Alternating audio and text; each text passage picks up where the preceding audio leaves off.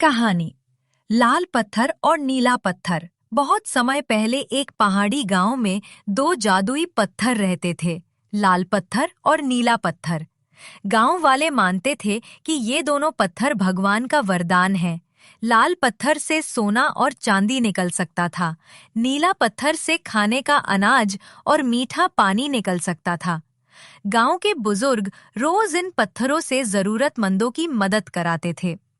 लाल पत्थर की चालाकी कुछ ही समय बाद लाल पत्थर लालची हो गया। वो बोला, मुझे तो बहुत मजा आता है जब लोग मेरी खुशामद करते हैं। अगर कोई सोना चाहेगा तो उसे पहले अपमानित होना पड़ेगा। वहीं नीला पत्थर दुखी होकर बोला, ये गलत है, हमें तो मदद करनी चाहिए, किसी की मजबूरी का फायदा नहीं उठाना चाहिए। पहला इम्तिहान।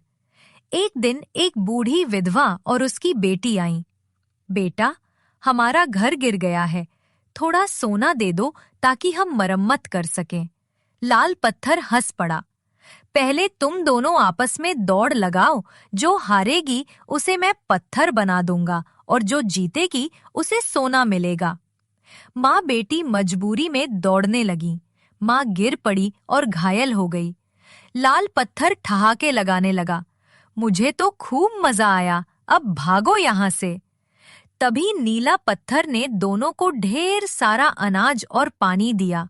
माँ बेटी रोते हुए बोली, तुम्हारा दिल सच में सोने से भी ज्यादा कीमती है। दूसरा इम्तिहान। कुछ दिनों बाद एक गरीब किसान आया। मेरी फसल बर्बाद हो गई है, मेरी बेटी की शादी है, कृपया मदद करो।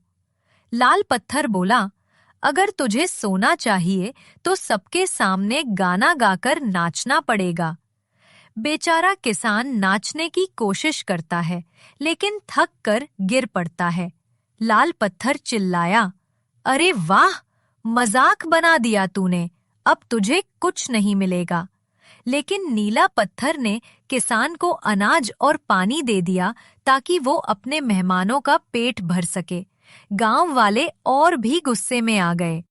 लाल पत्थर का अंत। फिर एक दिन पहाड़ों में भयंकर तूफान आया। दोनों पत्थर लुढ़क कर खाई के किनारे पहुंच गए। गांव वाले दौड़े, नीला पत्थर तो हमारा सहारा है, इसे बचाना होगा। उन्होंने रस्सी डालकर नीले पत्थर को सुरक्षित खींचा। लाल पत्थर चिल्लाया, मुझे भी बचाओ, वरना मैं खाई में गिर जाऊंगा।